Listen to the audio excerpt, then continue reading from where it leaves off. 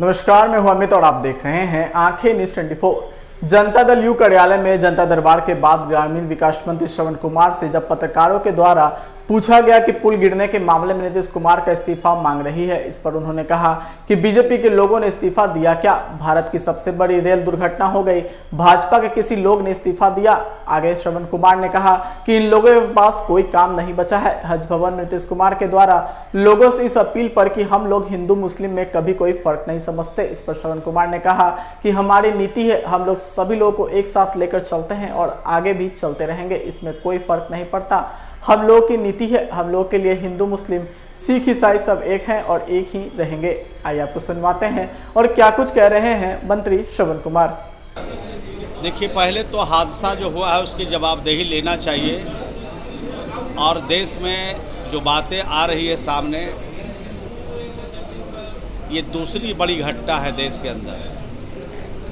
और जब श्री नीतीश कुमार जी रेल मंत्री थे तो विपक्ष के लोग से लेकर तमाम लोगों ने कहा कि घटना की जिम्मेदारी लेनी चाहिए।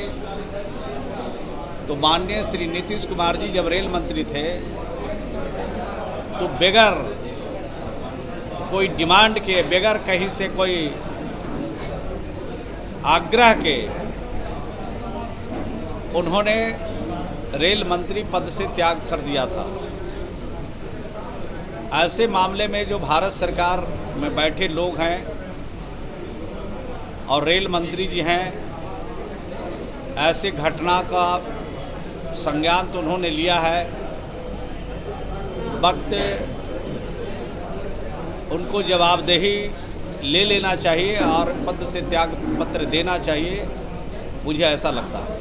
वोट के लिए घूम रहे हैं और कब्रिस्तान में जमीन भिड़वा दिए हैं और गरीबों को रहने के लिए ज़मीन नहीं है। बीजेपी की सरकार आएगी तो बुलडोजर चलवाएंगे कब्रिस्तान पर। अरे, बीजेपी की सरकार तो सब पूरी तरह से अब जाने वाली है। अभी आपने देखा कर्नाटक में है, कर्नाटक हाथ से निकल गया। अब जहाँ जहाँ राज्यों में चुनाव होंगे और उनकी जहाँ जहाँ सरकारें हैं वो भी सरकार साफ हो जाएगी। और 2024 में तो दिल्ली से ही सफाया उनका हो जाएगा। तो ज़मीन कहाँ बांटेंगे और मकान कहाँ बांटेंगे? मकान देने के लिए तो अभी उनके पास वक्त है, तो बिहार के लिए अभी उनका लक्ष्य निर्धारित नहीं हो रहा है। बिहार में 13 लाख लोग आवास की प्रतीक्षा सूची में हैं, उनके लिए तो उनके पास पैसे ही नहीं है, तो वो ज़मीन कहाँ बांटेंगे और मकान कहाँ बांटेंगे?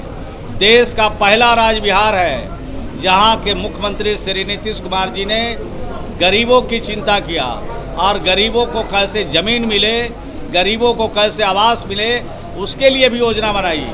देश का पहला राज्य बिहार है जहां श्री नीतीश कुमार जी ने, अगर सरकारी ज़मीन जिस गांव में उपलब्ध नहीं है उस गांव में प्राइवेट ज़मीन खरीदने के लिए 60,000 रुपया हम देते हैं गरीबों को। ये बिहार से बाहर दूसरे किसी राज्य में नहीं है। बिहार में जो अलंग पर, आहर पर, पोखर में बसे हुए लोग हैं और उनको अगर हम हटाते हैं तो 1,20,000 रुपया उनको घर बनाने के लिए देते हैं और 60,000 रुपया ज़मीन खरीदने के लिए देते हैं और 12,000 रुपया उनको शौचालय बनाने के लिए देते हैं। इस तरह का काम बिहार के बाहर दूसरे किसी राज्य में नहीं है। अब भारत सरकार सिर्फ ढोल पीट रही है। अगर ढोल पीटती है तो बिहार के गरीबों के लिए लक्ष्य क्यों नहीं निर्धारित हुआ? 2018-19 में बिहार को एक भी आवास का लक्ष्य प्राप्त नहीं हुआ। 2022-23 में एक भी आवास का लक्ष्य बिहार को प्राप्त नहीं हुआ। और 2023-24 जो अभी शुरुआत हुई है, इसमें भी एक भी गरीब का लक्ष्य भारत सरकार ने निर्धारित नहीं किया है। इससे पता चलता है कि गरीब के लिए इनकी सरकार नहीं है, यह अडानी के लिए है, अंबानी के लिए है, मेरे मोदी के लिए है, विजय माल्या के लिए है। ये बड़े घरानों के हित में काम करने वाली सरकार है और उनके हाथ की कठपुतली बनी हुई है। देश के गरीब लोग समझ चुके हैं। 2024 में भाजपा को पूरी तरह से देश के गरीब लोग, सब लोग मिल कर के, चाहे सिख हो, ईसाई हो, हिंदू हो, मुसलमान हो, सब लोगों ने मिलकर इसका सफाया करने का निर्णय लिया है, संकल्प लिया है। और इस संकल्प 2024 में पूरा होगा। भागलपुर में जो विरोध किया है, उसको लेकर भी सीबीआई जांच की मांग की है। उसके लिए माननीय मुख्यमंत्री जी के संज्ञान में बात आई है और माननीय मुख्यमंत्री जी ने कहा है उसकी जांच हो रही है। जांच में जो लोग भी सम्मिलित होंगे, जो लोग भी दोषी पाए जाएंगे, वो किसी की भी कीमत पर नहीं बचेंगे। विपक्षी एकता की बैठक को लेकर बीजेपी का ये कहना है किसी दिन ये बैठक संभव ही नहीं हो पाएगी, क्योंकि नीतीश कुमार जी का वो राजनीतिक कद नहीं रहा। नहीं, विपक्षी एकता की बैठक नहीं हो रही है तो उनको तो प्रसन्नता जाहिर करना चाहिए, खुशी होनी चाहिए। लेकिन हो रहा है तब भी उनके मन में बेचैनी है, और नहीं होता है तब भी उनके मन में बेचैनी है। तो हमको समझ में नहीं आता है कि उनको खुशी कब होती है और गम कब होता है। हमको ये लग रहा है कि 2024 में जो दिल्ली की सरकार है उनकी, वो पूरी तरह से समाप्ति की ओर जा रहा है। इसलिए वो होता है तब भी गम मना रहे हैं और नहीं होता है तब भी गम मनाने में लगे हैं। तो थोड़ा धैर्य रखना चाहिए। जो नेता इस बात को रखते हैं, बोलते हैं कि जब विपक्ष की एकता हो रही है तो पूरा ठीक तरीके से हो रहा है और सब कुछ सोच विचार करके हो रहा है, और विपक्ष की एकता से घबराहट है उनको, और ये घबराहट तभी उनकी ख़त्म होगी जब 2024 में भाजपा मुक्त भारत हो जाए। बैठक को लेकर ये भी बात कही जा रही है कि कांग्रेस के साथ तालमेल नहीं बैठ पा रहा है। वो तो हम लोग का काम है, उनका किसके किसके साथ तालमेल होता है वो अपना समझेंगे। उनका जिसके जिसके साथ तालमेल हुआ है आज तक, सब लोग उनके हाथ से निकल गए।